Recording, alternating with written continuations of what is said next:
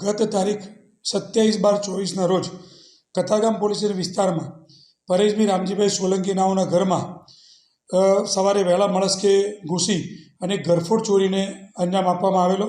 એ જે ફરિયાદી છે એ સવારે આબુ અંબાજી રવાના થયેલા।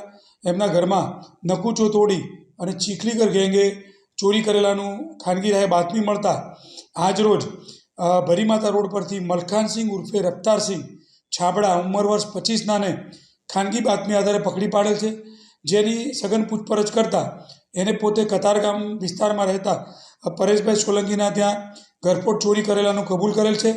એ ચોરી કુલ 9,78,000 રૂપિયાની હતી, જે આજરોજ ક્રાઇમ બ્રાન્ચ દ્વારા એમાંથી 7,70,000નો મુદ્દામાલ, જેમાં સોનાની રુદ્રાક્ષની માળા, ચેન, વીંટી, બુટ્ટી વગેરે આજરોજ રિકવર કરવામાં આવેલ છે અને આરોપીને કતારગામ પોલીસ સ્ટેશનને સુપ્રત કરવામાં આવે છે અને આ ચોરીનો કતારગામ પોલીસ સ્ટેશનનો ગુનો ડિટેક્ટ કરવામાં આવેલ છે। એમાં ટોટલ 3 આરોપીઓ સંડોવાયેલા હતા। અત્યારે મુખ્ય આરોપી જેની પાસેથી મુદ્દામાલ મળ્યો છે એ પકડી પાડવામાં આવેલ છે અને 2 આરોપી હજુ પકડવાના બાકી છે।